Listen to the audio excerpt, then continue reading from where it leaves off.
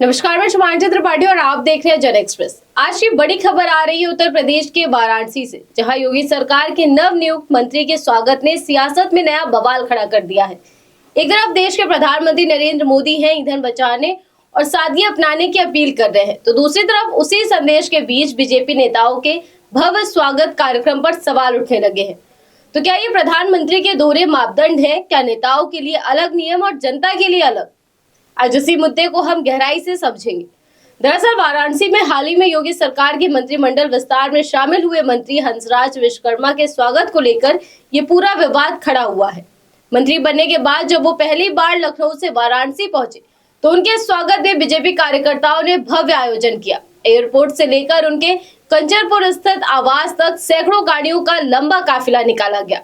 जगह जगह स्वागत, फूल मालाएं और यहाँ तक कि बुलडोजर के साथ प्रदर्शन भी देखने को मिला। बताया जा रहा है कि एयरपोर्ट से अर्दली बाजार होते हुए मंडुआडीह तक गाड़ियों की लंबी लाइन लगी रही, जिससे कई जगहों पर भारी जाम लग गया, जिसके कारण आम जनता को घंटों तक ट्रैफिक में फंसे रहना पड़ा। अब सवाल यह है कि क्या एक मंत्री के स्वागत के लिए इतनी बड़ी संख्या में वाहनों का इस्तेमाल जरूरी था, वो भी तब जब देश में आर्थिक संकट पनप रहा हो और ईंधन की किल्लत चल रही हो? क्या इससे आम लोगों की परेशानी का कोई मतलब नहीं है? इस पूरे घटनाक्रम के वीडियो और तस्वीरें सोशल मीडिया पर तेजी से वायरल हो रही हैं। खासकर मंडुआडीह इलाके में बुलडोजर से स्वागत की तस्वीरों ने लोगों का ध्यान खींचा है। कई यूजर्स ने इस पर तीखी प्रतिक्रिया देते हुए प्रधानमंत्री की हालिया अपील का हवाला दिया है।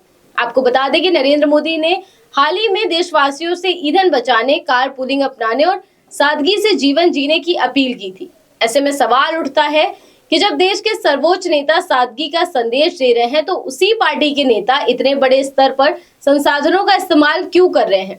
क्या ये संदेश सिर्फ आम जनता के लिए है या फिर नेताओं के लिए अलग नियम है? इस मुद्दे पर विपक्ष ने भी बीजेपी को घेरना शुरू कर दिया है। उत्तर प्रदेश कांग्रेस अध्यक्ष अजय राय ने इस मामले पर तीखा हमला बोला है। उन्होंने सोशल मीडिया पर पोस्ट करते हुए कहा कि प्रधानमंत्री जनता को सादगी और कारपूलिंग का संदेश देते हैं, लेकिन उनके ही संसदीय क्षेत्र काशी में बीजेपी नेताओं का अलग चेहरा दिखाई देता है। अजय राय ने साफ कहा कि नियम सिर्फ आम जनता के लिए नहीं होने चाहिए, बल्कि नेताओं को भी उनका सही से पालन करना चाहिए। ये विवाद सिर्फ एक स्वागत कार्यक्रम का नहीं है, बल्कि ये उस सोच पर सवाल खड़े करता है जहां एक तरफ सरकार जनता से त्याग और बचत की उम्मीद करती है और दूसरी तरफ खुद उसी भावना का पालन नहीं करती दिखती। राजनीति में प्रतीक और संदेश बहुत मायने रखते हैं और जब इन दोनों में विरोधाभास नजर आता है तो जनता के मन में सवाल उठना स्वाभाविक है। अब देखना ये होगा कि इस पूरे मामले पर बीजेपी की ओर से क्या सफाई आती है और क्या भविष्य में ऐसे आयोजनों पर कोई नियंत्रण देखने को मिलेगा या नहीं। क्या नेताओं के लिए भी वही नियम लागू होंगे जो आम जनता के लिए है, या फिर ये विवाद भी कुछ दिनों में ठंडा पड़ जाएगा? लेकिन ये मामला और इस पर उठ रहे सवाल बेहद जरूरी है, जिसका जवाब सरकार क्या देती है ये देखना दिलचस्प होगा। क्या मंत्री जी पर कोई सख्त कार्रवाई होगी?